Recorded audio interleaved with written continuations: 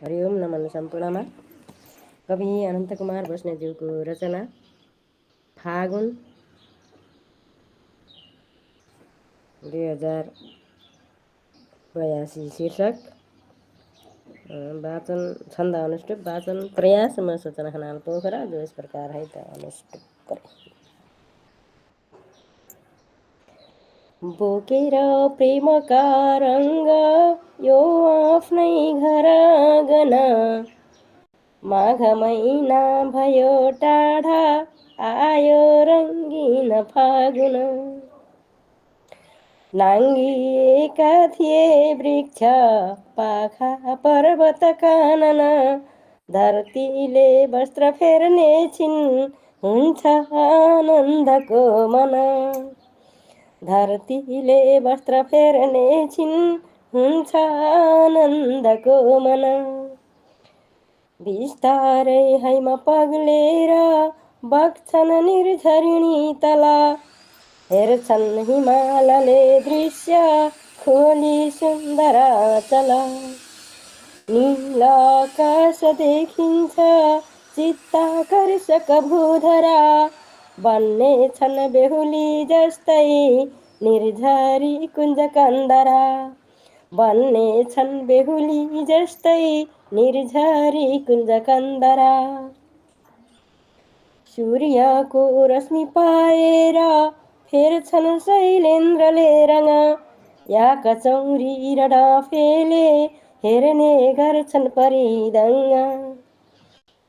धुलीका कण देखिन्नन् हुन्नन् बादलका घटा तिर्सना मेटिने गर्छ हेरी फागुनको छटा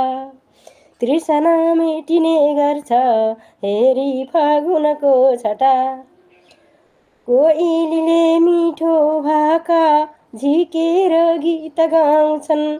फुली गुराँसले पाखा आभामय बनाउँछन् वासन्ती रङ्ग छर्किन्छ बिस्तारै ऋतुराजले प्रेमानन्दका काव्य लेख्ने छन् कविराजले प्रेमानन्दका काव्य लेख्ने छन् कविराजले लोकतन्त्र प्रजातन्त्र यही फागुन ल्याउँछ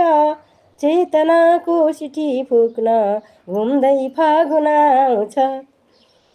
धनका जनका के हो युद्ध बाजा बजाउँछ यही फागुनले हत्या हिंसा लाखौँ गराउँछ यही फागुनले हत्या हिंसा लाखौँ गराउँछ छ निर्वाचन यो बेला नयाँ छन् विधायक कार्यारम्भ नयाँ गर्न ठान्छ फागुन पायक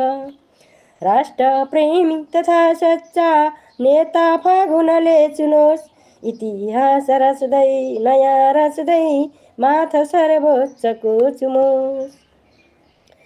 छ निर्वाचन यो बेला नयाँ छन् विधायक कार्यारम्भ नयाँ गर्न ठान्छ फागुन पायक